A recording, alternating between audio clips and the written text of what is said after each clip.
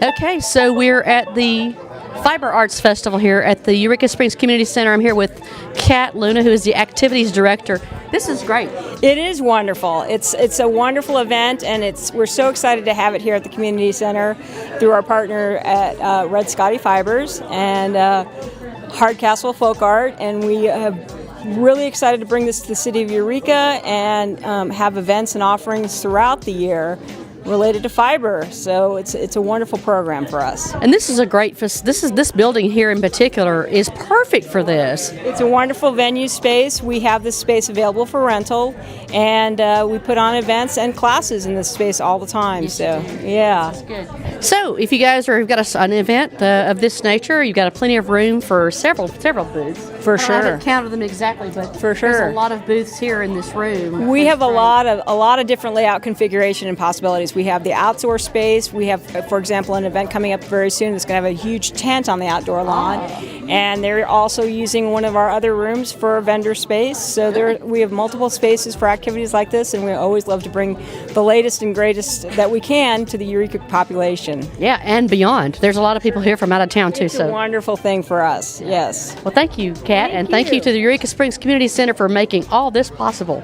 Hey, guys, Eureka Springs Channel. I'm here at the Fiber in the Ozarks Festival, Fair. What are we calling this today? Fiber in the Ozarks. Fiber in the Ozarks. So what is Fiber in the Ozarks? Fiber in the Ozarks is a get-together of natural fiber enthusiasts who enjoy spinning their own yarn, what's known as rug hooking, and just any kind of natural fiber-related activity. Okay. And you are from, where are you from? I'm from Harrison, Arkansas. Okay. And we raise and grow our own sheep and send it off to have it processed, because that's a process that is very complicated, and if not done right, you can ruin the wool. So you raise the sheep. Yes. And the whole from A to Z then at your place. Yes. Is that a really hard process or labor intensive? Raising of the sheep is not so labor intensive. What really gets labor intensive is when you start shearing it, and it can be, and it's also an emotional thing, because this year I had coyotes kill 7 of my sheep. Oh no. And so, you get attached to the animals. People don't think so, but you get attached to them. Yeah. So how many years y'all been doing this? This is our 4th year of having the sheep. This is our 2nd year of actually doing a show, and this is our 3rd show. We got started late last spring, and then we did one in the fall, and then one earlier this year, and then this one. I guess this would be our 4th. So when people come to this event, what do you find typically people are, what position in their craft are they at? Or they're any range. They're anywhere from beginner to well-rounded pro, I guess would be a short word for it. Okay. So I would come to your booth then, and I would buy my wool, and I'd have to do from this process right here on. What do we do here after this? Okay.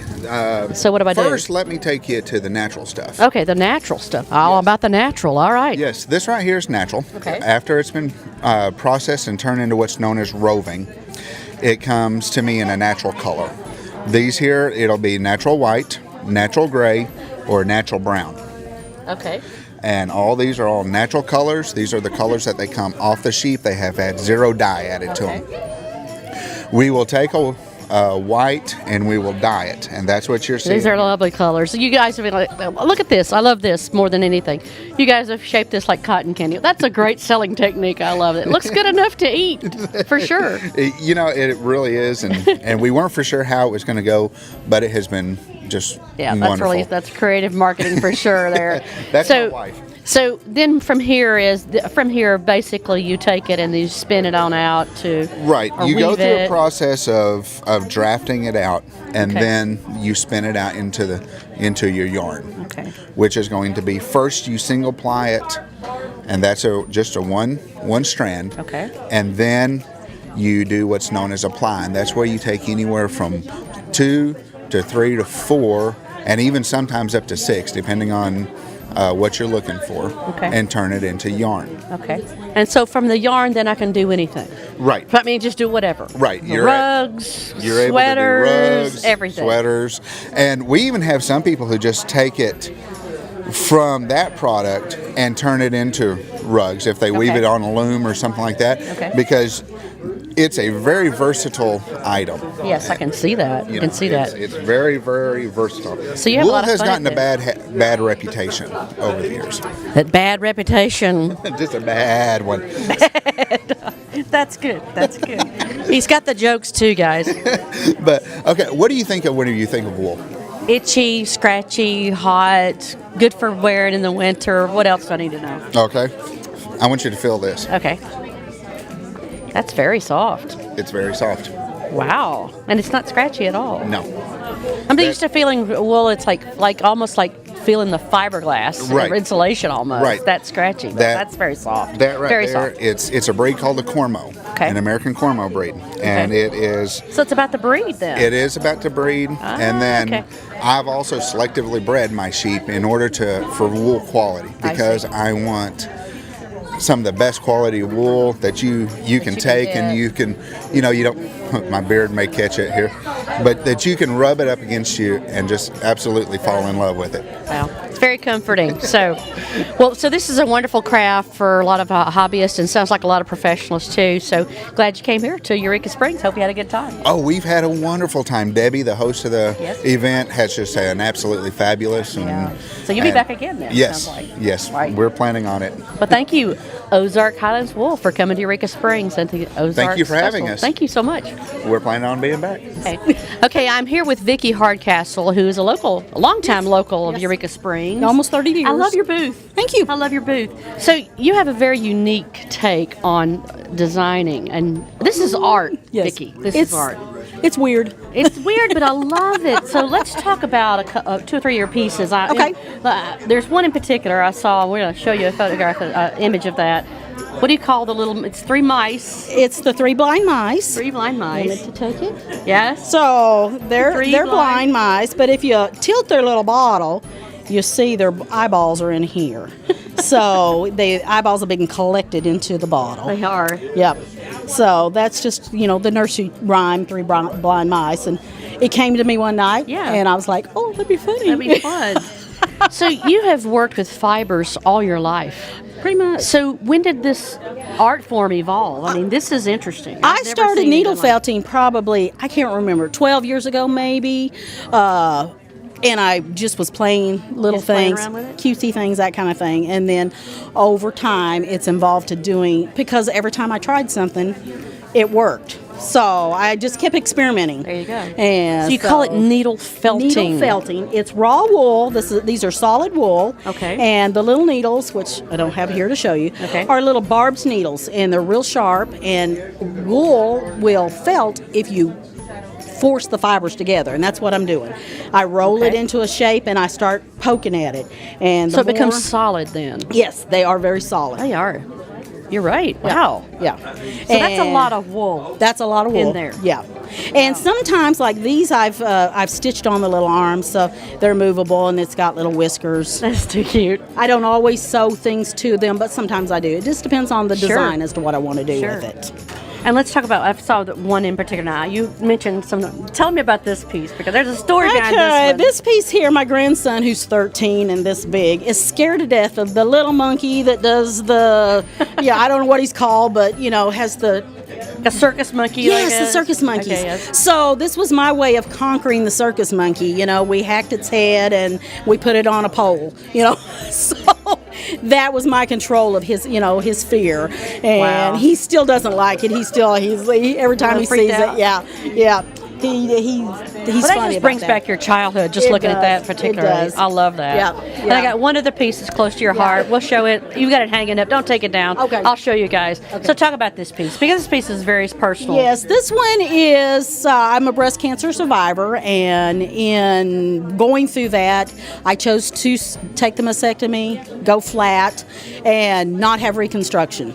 And I didn't let them bully me into fake boobs or anything. And so this is in honor of that. and Yeah. I'm on a Facebook page where there's a lot of other ladies that do that. Oh, So wow. I've made pins and all kinds of things. Sure. But the Little Mermaids I make every once in a while, and Wow. she's had a mastectomy, and so I love it when artists take something that personal happens to them and then turn it into something just to commemorate Yeah. the journey Yeah. in particular. And this is Yeah. a very personal one for you. It is. So, It is. I wasn't going to let it beat me. Yeah, well, you didn't. I You didn't. didn't. You're here with us, I and am. so Hair and how all. hair and all. That's right, and it's beautiful too. So, how can folks go and purchase your art? Most of the time I'm at a show somewhere, different shows. Hardcastlefolkart.com. Okay. We don't have things up there yet because I'm having to learn web pages. Okay. But Facebook, Hardcastle Folk Art too. I show pictures. They can, if you see something you like, let me know. I sell, Sure. ship things all the time. Okay, so you can anything they see, you can replicate it again for them. That's Yeah, but it's never exactly, never but it's exact. it could be close. Got it. Yeah, Got it. nothing's ever the same. So this event is this something that this is sort of what you do? You go Yes. and do these type of Yes. events. Debbie so what's and it? Debbie Davis with Red Scotty Fibers, Yes. and I are the ones that host this. Okay. And I used to be in the shop with her, and then I had my own little shop. And Right, long right, story, but right. I don't have the shop anymore. Sure. So right now I'm just doing shows. Yeah. Well, this is a And- great thing for Yeah. Eureka Springs, and that a lot of people have come in today. been. We've It's had really good flow a of lot. traffic, so this is great. Yeah. Well, we hope y'all do this again. We will. This is our Eureka- third year, actually. Do it again. Keep Yeah. doing it again. Keep doing it again. Thank you so much, You're Vicki, welcome. Thank and you. thank you for sharing your wonderful art with all of us. Thank you. So, another gentleman here at the Eureka Springs. This is the Ozark Fiber Art Show. So, tell me, you are Chris. Tell me what you're all about here today. Well, I'm all about fiber. I grew up with fiber, and I now am an addict to An fiber. addict. I've seen a lot of addicts here. Is there a support group for you guys? I wish this there was. Is it. This is it. The Fiber Fest It is is our the support support group. group. Very We just good. need 12 steps, Yeah, well, Our there you 12 go. steps is to buy more until you have so much Yeah. that you don't need anymore, don't want anymore. And so you go to a Fiber Fest and you automatically And you're buy cured. more. You're cured right here. So tell me a little bit about what you do as far you. So this is your craft, and you do this professionally, then? No, just for my own amusement. Okay. Just for my own amusement. All right. I started out when I was 8 years old. I told my grandmother I was bored. This is not a good thing to tell my grandmother. So she taught me how to crochet a chain.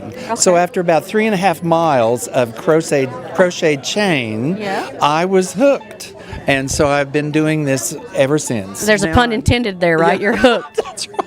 He's full of good ones. I like this. So I love to knit. Yes. I quilt. I weave. I tat. Okay. Crochet. Okay. Needle felt. My goodness. This is like a musician who has all these different instruments he plays. So you That's- do everything.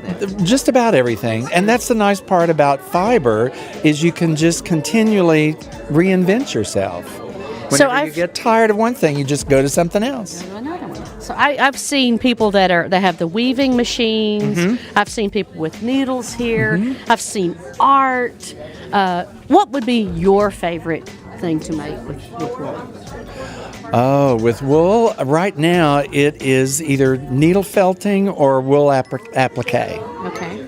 I don't see you wearing any wool. Do you ever wear wool? Well, it is summer though, there. Yeah, that's right. I wear it in the winter. Wool is for winter. Yeah, you wear cotton in the summer. I'm getting so educated here. But I've seen a lot of art. Have you ever done any art with your work? I don't know if it's called art or not. It's just an expression. That's what I call it. Okay. Someone else can call it art. I Okay. just call it expression. Expression. There you I go. like that. So, have you done this festival before? Is this first time? We attended last year. We've only been in Eureka Springs about 2 years now. Okay. And so we attended last year, and then I started working at Fleece and Flax one day a week. And so now I'm into my own little candy store every Friday and have a good time. Yeah. So this is very therapeutic also. It I've is. got a lot of people over here. They're a very quiet group in their class. They're very quiet. It literally will lower your blood pressure, This is good for your health then. especially if you have an animal next to you that you can stop and pet a while, and Yeah. then you go back to spinning or weaving or whatever. So, you guys have heard it here. This is good for your health. That's right. All right. So we'll see you guys next time on Eureka Springs channel. Thank you for joining us here at the Ozark Fiber Festival. Thank you. Thank you. Thanks, guys.